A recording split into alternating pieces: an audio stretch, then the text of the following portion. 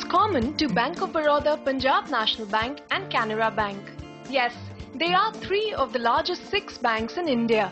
They have also been headless for the past 6 to 11 months. One may add Syndicate, Oriental Bank and Andhra to this list. Post the retirement of their CMDs, the government has split this post into MD and CEO and non-executive chairman. While 2 rounds of advertisements have been done for the MDs, last week a list of chairmen was shortlisted. Here's how the chairs may be filled. Former Finance Secretary Sumit Bose could be the new chairman of Punjab National Bank. GC Chaturvedi, who has been a petroleum secretary in the past, is tipped to be the new chairman of Oriental Bank of Commerce. T.N. Manoharan, who is on the board of Tech Mahindra and was one of the key people who were brought on the board of the troubled Satyam Computers by the government, may head the Bangalore-based Canara Bank. Ravi Venkatesan, the former Microsoft India head and a director on the board of Infosys, is likely to be the new Bank of Baroda chairman. And G. Padmanabhan, who just retired from the board of RBI, may be the Bank of India's next chairman. Former Corporation Bank CMD B. Sambamurthy is on the shortlist for Andhra Bank's chairman post, and Bank of India's former chairman and managing director M. Balachandran is being considered for the chairman position in Indian Overseas Bank. The government is contemplating more changes largely on the lines of the Nayak Committee's recommendations. First, a competitively selected MD and chairman, and then a professional board.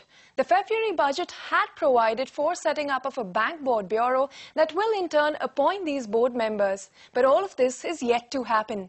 But will these changes made so far begin to make some sort of a difference to the hard-pressed public sector banks which are now already drowning in bad loans? In Mumbai, Ritu Singh. Hello and welcome to Indianomics. That's the question I'm asking today on Indianomics. Will these eminent chairmen make a difference along with the new managing directors and CEOs who are going to be selected? Joining me to discuss these and other questions on the show are Mr. M. Damodaran, former SEBI chairman, former chairman of IDBI, and of course a gentleman as the officer on special duty who had undertaken to revamp a lot of weak public sector banks in the 90s. Also joining me is Mr. A.K. Purwar, former chairman of the State Bank of India and a veteran of this entire process, still very active in the financial sector. Mr. Purwar, Mr. Damodaran, thank you very much for joining me. Well, there are 2 or 3 steps that have been taken. One is that these 9 eminent names have been selected and the final stages of approval are awaited. They will take over as chairman. And then the managing director position, advertisements have already gone out actually twice over and the selection process is underway. We probably could get some names from the private sector. We will probably get current executive directors becoming managing directors. But that question a little later. My first question to you, Mr.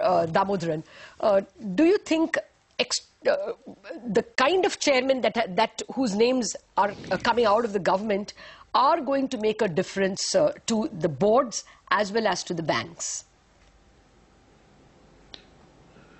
Let me make 2 prefatory statements.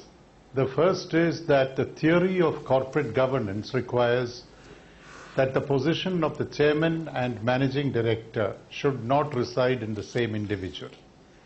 The second is that all the names that one has heard, these are persons of proven integrity, these are persons of merit, these are persons of competence. But that said, is this the right thing to do? I'm not so sure. The problem with the public sector banks has been the perceived lack of empowerment, the backseat driving, the remote control, the inappropriate selection process over the last several years. Those are the problems, and those problems can be fixed without tinkering with the structure. That is my initial response. Yeah, I take your point, sir. The government should have fundamentally the willingness not to meddle. But don't you think a chairman of this eminence, chairmen who are well-known people, known for their integrity and for their proven track record, would at least be able to prevent too much meddling? Meddling may still be there, but maybe they may be able to stand up if their managing directors came and complained to them that they are under pressure and to use their good office. These gentlemen would at least be some kind of a bulwark? Well, let me put it this way. We are talking about having a part-time non-executive chairman. Create that position and man those positions with the eminent individuals that you mentioned. What is going to be the role as part-time non-executive chairman? How much are they going to be able to get involved in the nitty-gritty of banking and to ensure qualitative improvements on a continuing basis? Second, the question that you asked about pressure. I think you need to deal with pressure at the source. Where does pressure come from? I don't imagine that pressure will cease. It could be less than we've seen it in the last decade, but there would be phone calls. There would be people that lean on the managing director. Is he like a small schoolboy going up to the chairman and complaining that he's getting pinched by the person sitting in the desk? Is that the kind of MDs that you're going to select? You must have MDs that stand up to pressure or should be asked to go home. The job of an owner is to select the right management and leave that management to run the organization. If the management doesn't deliver, ask them to go home. It's not to look over the shoulder on a continuing basis as has happened some years ago. And it's also not to tinker with structures. What you're now doing is, in the name of dealing with a single power structure, a single point of power inside the boardroom, you are, in a sense, disempowering the leader, and to think that part-time people will be able to deal with this. I would much rather have these eminent men mentoring middle-level officers in the organization to groom the leaders for the future. That, I think, is what men of such eminence should be tasked to do. No, I'm certainly not